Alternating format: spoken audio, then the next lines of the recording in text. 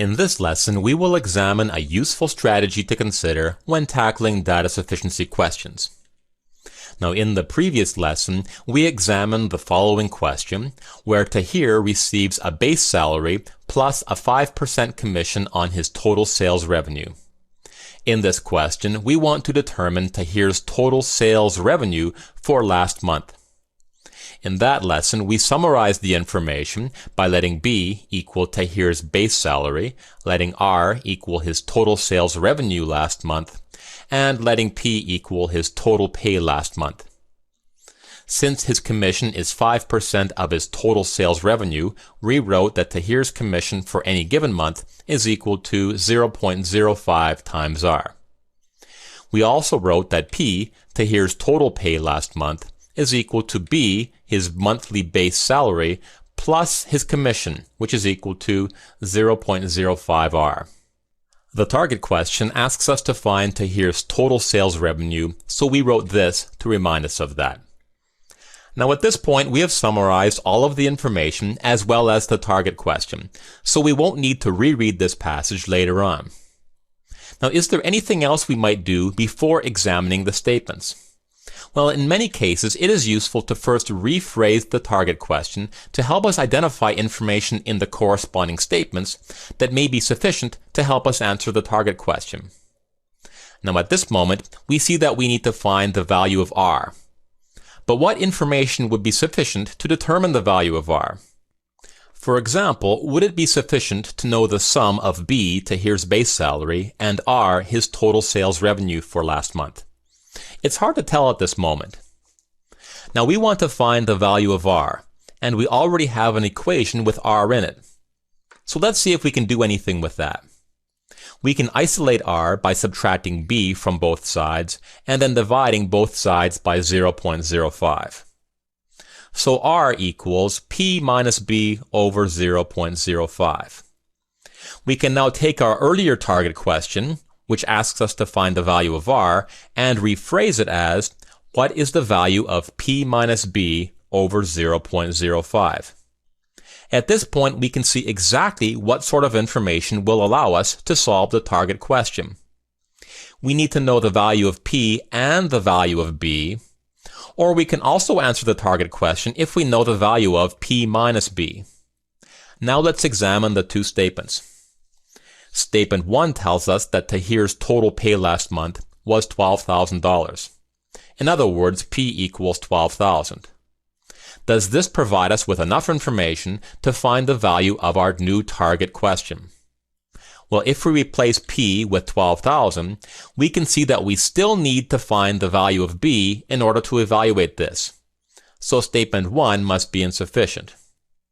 On to statement 2.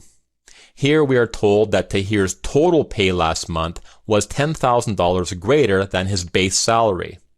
In other words, P, Tahir's total pay, minus B, his base salary, is equal to 10,000. Does this provide us with enough information to find the value of our new target question? Sure, if we replace P minus B with 10,000, we can see that we can evaluate this fraction to be 200,000. So statement 2 is sufficient, which means our answer is B. Now let's examine a different question. Here the target question asks us to determine whether or not 4x is less than 3x. Is there another way we can rephrase this question? Well, if we subtract 3x from both sides of the inequality, we can rewrite our target question as, is x less than 0? Or we can rewrite that as, is x negative?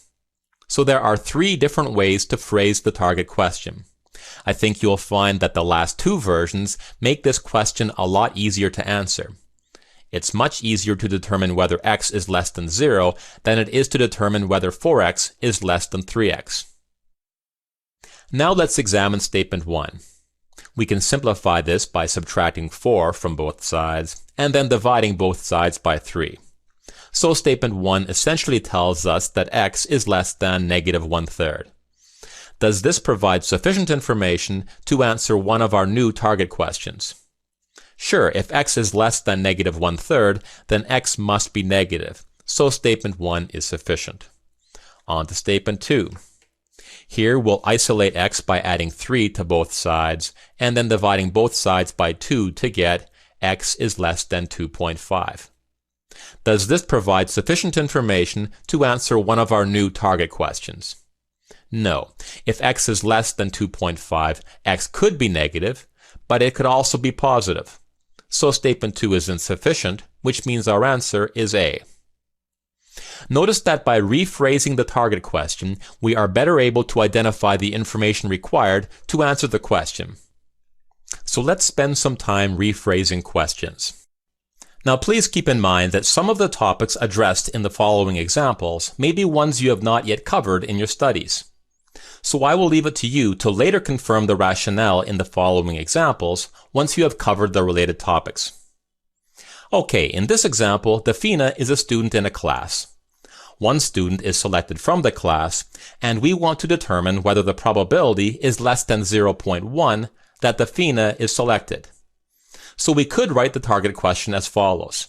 Is the probability less than 0.1? Now, since 0.1 is equal to 1/10, we could rewrite this question as, is the probability less than 1/10? Now, is there another way we could write this target question?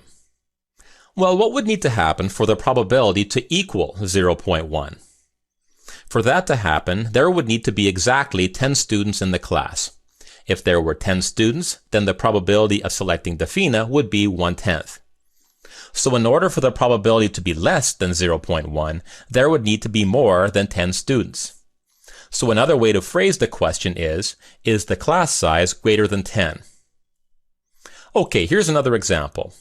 Can the positive integer k be expressed as the product of two integers, each of which is greater than 1?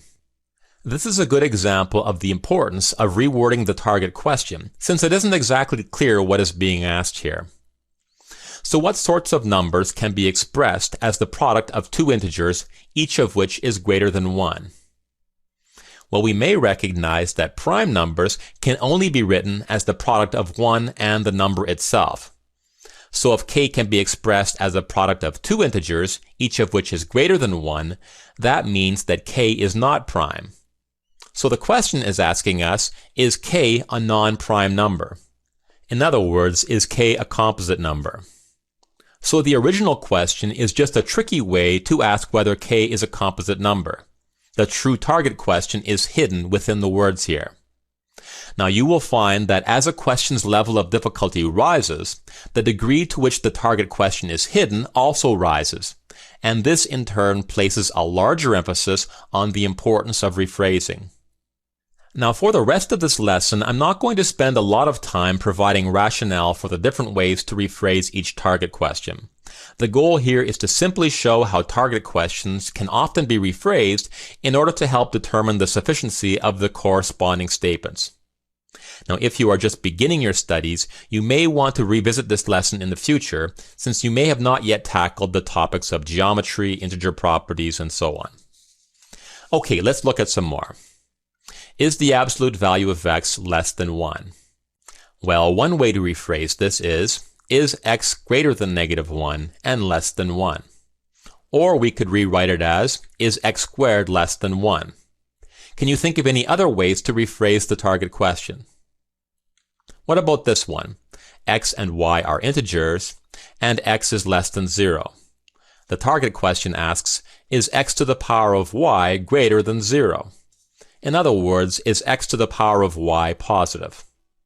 Now, this is a frequently tested concept that requires us to recognize that for x to the power of y to be positive, y must be an even number. So if y must be an even number, we can rephrase the target question as, is y even? In this question, we want to determine whether or not w squared minus y squared is equal to x squared. So we could move the variables around to ask, does x squared plus y squared equal w squared?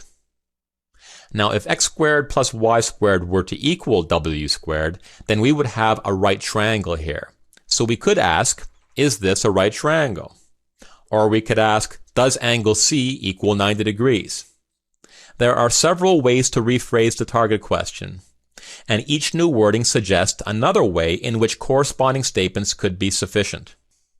What about this one? The target question asks, does x equal 90? Another way to phrase this is AC the diameter of the circle? Here we are told that x and y are positive integers, and the target question asks, is x over y an integer? Now this is a frequently tested concept related to integer properties. We can rephrase this question as, is y a divisor of x, or is x a multiple of y? Here the target question is, does 2x equal y? We can rewrite this one as, is A the center of the circle? Do you see why? If not, you might want to review the circle properties. Here's another tricky one. We're told that k is an integer greater than 1, and s is the sum of all the positive divisors of k. The target question asks, is s greater than k plus 1? What's another way to phrase the target question? Well, this target question can be rephrased as, is k not prime? Do you see why? Okay, that's enough rephrasing for now. Remember that rephrasing the target question will often provide a lot of insight into a question. It helps you to fully understand the target question, and more importantly, each new target question suggests another way in which the two corresponding statements could be sufficient. Now, as you tackle more and more data sufficiency questions, keep a list of the original target questions and the ways in which you rephrased them. You will find that several themes are repeated on the GMAT, and this will help you identify them.